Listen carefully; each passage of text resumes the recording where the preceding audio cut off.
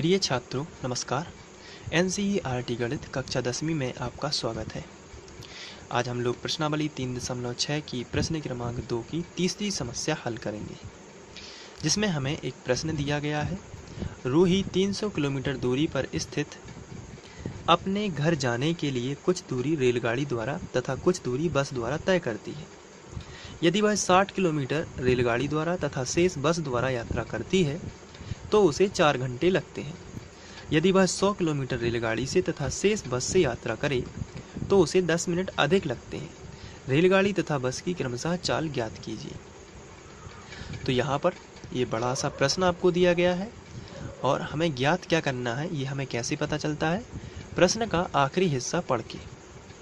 तो आपको यहाँ पर प्रश्न का आखिरी हिस्सा पढ़ना है। यहाँ पर क्या लिखा गया है? रेलगाड़ी तथा बस की क्रमशः चाल ज्ञात कीजिए। तो अब हमें चाल पता नहीं है कितनी है, तो हम मान सकते हैं, माना रेलगाड़ी की चाल जो है वो x किलोमीटर प्रति घंटा है और बस की जो चाल है वो y किलोमीटर प्रति घंटा है। तो चलिए इसको लिख लेते हैं। तो यहाँ पर रेलगाड़ी की जो चाल है वो है x किलोमीटर प्रति घंटा तथा बस की जो चाल है वो y किलोमीटर प्रति घंटा है। तो सबसे पहले तो हम ये समझ लेते हैं कि चाल आखिर होती क्या है और इसका फॉर्मूला क्या है और ये किलोमीटर प्रति घंटा कहाँ से आता है। तो यहाँ पर चाल का जो फॉर्मूला होता है ये होता है दूरी बटे समय, और जो दूरी है इसका मात्रक होता है किलोमीटर और बटे का मतलब होता है प्रति, और समय जो होता है इसका मात्रक होता है घंटा। तो किलोमीटर प्रति घंटा जो है इसका मात्रक बन जाता है। तो जब भी हम चाल लिखेंगे तो ये किलोमीटर प्रति घंटे में लिखी जाएगी। यहाँ से हम दूरी का एक नया सूत्र बना सकते हैं। दूरी बराबर होगा, यदि हम इसके बटे में 1 कर लें तो त्रिया गुणा होगा, तो दूरी का गुणा 1 में होगा तो दूरी ही आएगी, बराबर चाल का गुणा समय में करेंगे तो चाल गुणित समय हो जाएगा। तो अब आप यहाँ पर देख सकते हो कि दूरी का एक नया फॉर्मूला आ गया, चाल गुणित समय। तो हम समय का भी एक फॉर्मूला निकाल सकते हैं। चाल को हम नीचे कर देंगे और समय को ऊपर कर देंगे। तो समय का एक नया फॉर्मूला आएगा दूरी बटे चाल, दूरी बटे चाल। तो इस तरीके से हम दूरी का फॉर्मूला भी निकाल सकते हैं और समय का फॉर्मूला भी निकाल सकते हैं। लेकिन इस सवाल में हमें समय का फॉर्मूला जरूरी है, क्योंकि यदि हम क्वेश्चन को ध्यान से पढ़ते हैं तो हमें यहाँ पर 300 किलोमीटर टोटल दूरी है ये दिया गया है, और स्थित जो है अपने घर जाने के लिए कुछ रेलगाड़ी द्वारा तथा कुछ बस द्वारा दूरी तय की जाती है। यदि वह 60 किलोमीटर रेलगाड़ी द्वारा तथा शेष बस द्वारा यात्रा करती है तो उसे 4 घंटे लगते हैं। अब आप यहाँ पर देख सकते हैं, यहाँ पर दिया गया है समय और यहाँ पर दी गई है दूरी। तो यदि हम दूरी और चाल हमें पता ही है तो हम दूरी बटे यदि चाल कर लेंगे तो समय मिल जाएगा, और समय मिल जाएगा तो हम उसको समय के बराबर लिख सकते हैं। चलिए इसको समझ लेते हैं। जैसे यहाँ पर लिखा है टोटल कुल दूरी कितनी है रूही को तय करने के लिए 300 किलोमीटर, तो कुल दूरी है 300, लेकिन वह रेलगाड़ी द्वारा कितनी चलती है 60 किलोमीटर। तो रेलगाड़ी द्वारा 60 चलती है, यानी कि 60 चल जाती है रेलगाड़ी द्वारा। तो बची कितनी? तो आंसर है 240 बची। तो 240 वो किसके द्वारा चलती होगी? तो बस के द्वारा चलती होगी।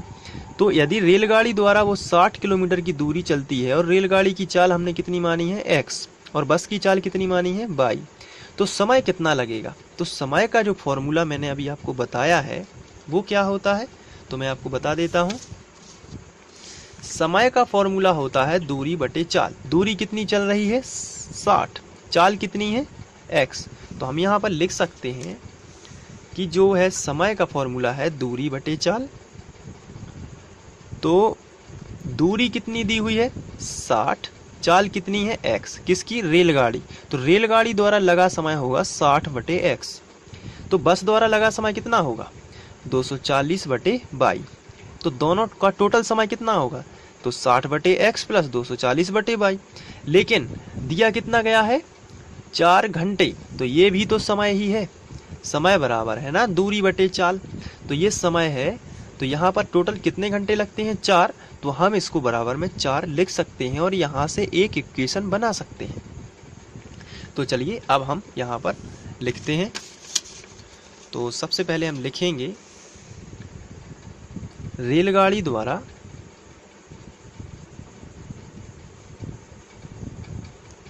साठ किलोमीटर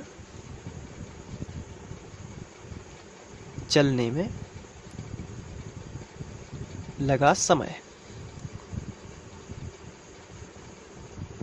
तो कितना हो जाएगा? तो आंसर होता है इसका दूरी बटे चाल। यही है ना समय का फॉर्मूला। तो समय मिला दूरी बटे चाल यानी 60 बटे x। फिर हम लिखेंगे बस द्वारा 240, क्योंकि टोटल 300 दूरी है तो 60 चल जाएगी रेलगाड़ी द्वारा, तो बची कितनी 240। तो बस द्वारा 240 किलोमीटर चलने में लगा समय।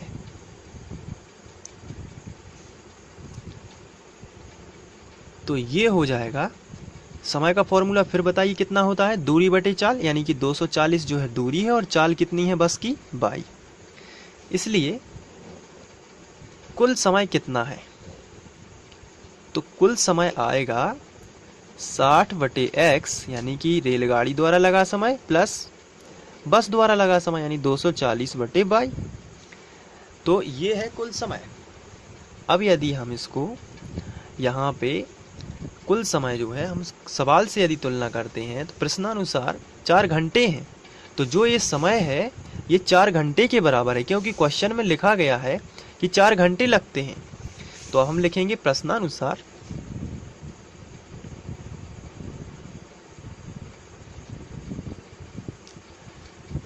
यहाँ पर लिखेंगे 60 बटे x प्लस 240 बटे y बराबर 4। अब यहाँ पर हम पूरे समीकरण में 4 से भाग दे सकते हैं, क्योंकि पूरी संख्या 4 से विभाज्य। तो यहाँ पर हम लिखेंगे 60 बटे 4 यदि, तो ये हो जाएगा 4 एकम 4, 4 पंचे 20, 15। तो यहाँ पर आएगा 15 बटे x। यहाँ पर यदि हम 4 से भाग देंगे तो आएगा 60 बटे 22 बराबर, यहाँ पे 4 से भाग होगा तो 1 आ जाएगा, क्योंकि 4 बटे 4 बराबर 1। तो यहाँ पर ये आ जाएगा। अब हम इसको समीकरण 1 बना सकते हैं। इसी तरीके से इसी प्रकार इसको हम फर्स्ट शर्त दे देते हैं और इसको हम सेकंड शर्त नाम दे देंगे। सेकंड शर्त में हम प्रश्न को दोबारा पढ़ते हैं। तो प्रश्न में लिखा है आगे, यदि 100 किलोमीटर रेलगाड़ी द्वारा तय हो तो रेलगाड़ी द्वारा कुल समय कितना लगेगा?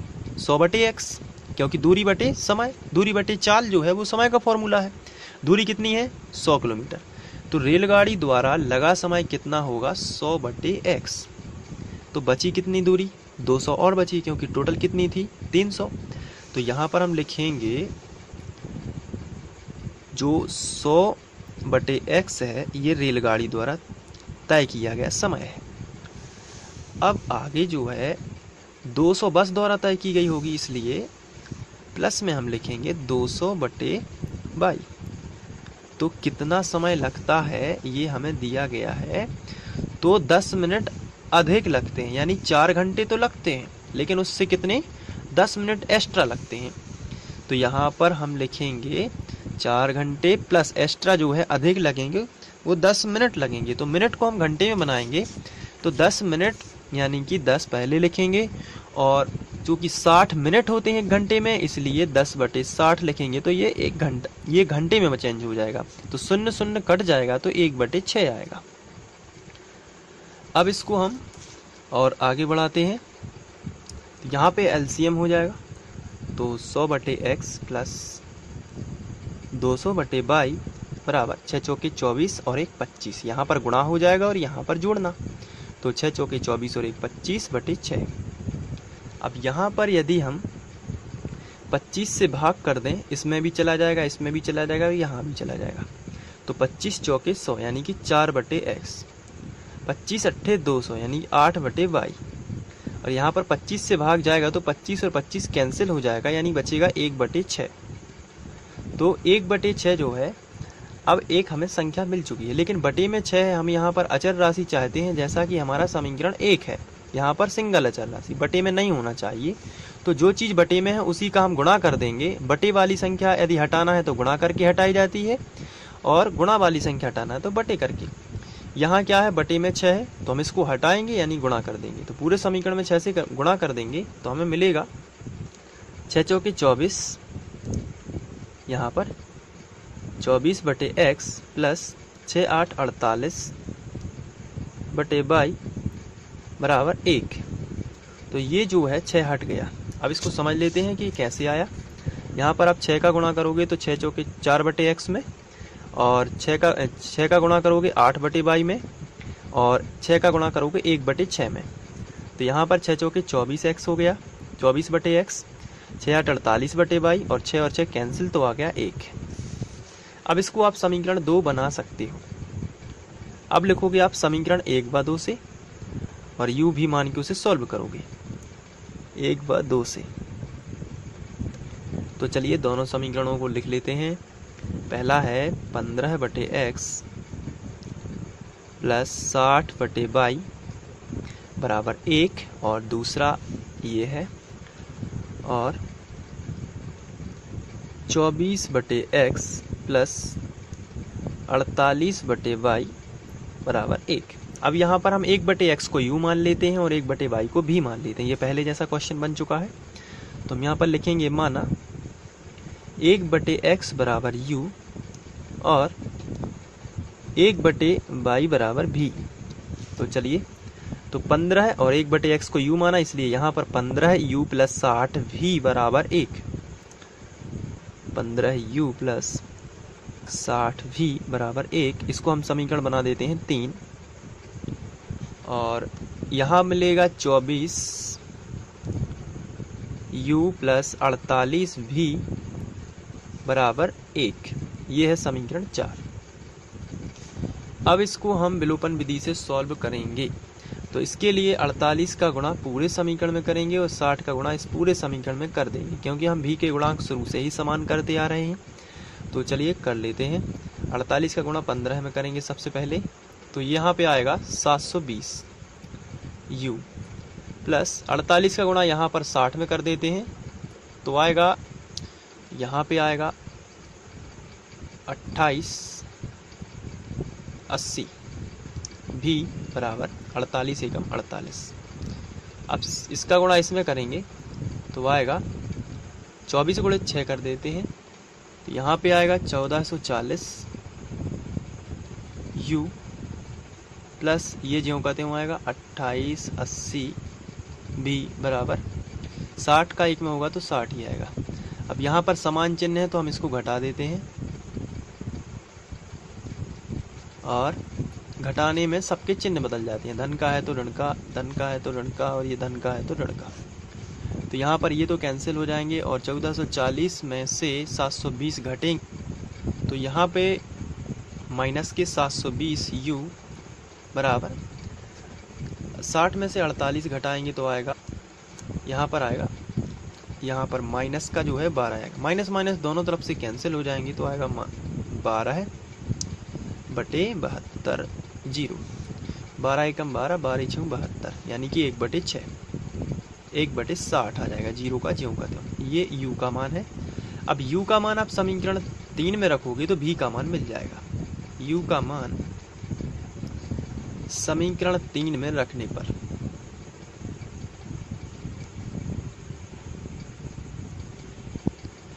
तो समीकरण 3 देख लेते हैं सबसे पहले क्या था। तो समीकरण 3 था 15u प्लस 60v बराबर 1। तो यहाँ पर हम लिख लेते हैं।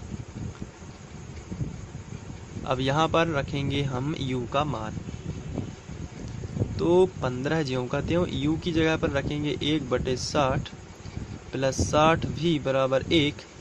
तो यहाँ से ये कैंसिल आउट हो जाएगा। 15 एकम 15, 15 चौके 60, यानी कि 1 बटे 4 प्लस 60v बराबर 1। 1 बटे 4 का पक्षांतर कर देते हैं इस तरफ, तो 60v बराबर आएगा 1 माइनस 1 बटे 4। इसको हम आगे कर लेते हैं। तो यहाँ पर एलसीएम ले लेते हैं। 4 एकम 4, 4 में से 1 गया तो 3 बटे 4। तो भी का मान चाहिए, इसलिए 60 गुणा में है तो गुणा वाली संख्या बटे में, यानी 4 गुणित 60।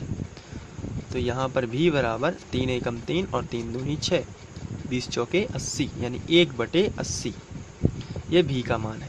अब हमने जो माना था उसको वापस कर देते हैं।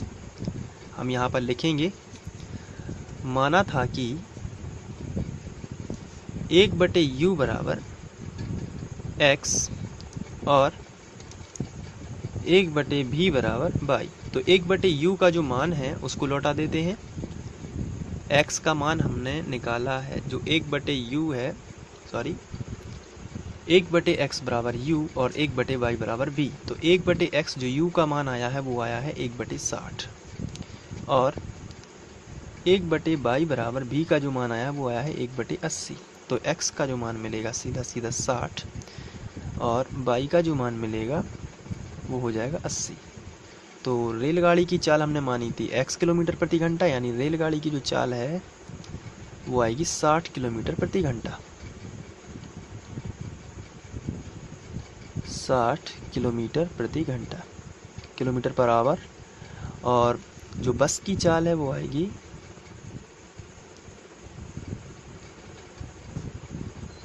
80 किलोमीटर पर आवर।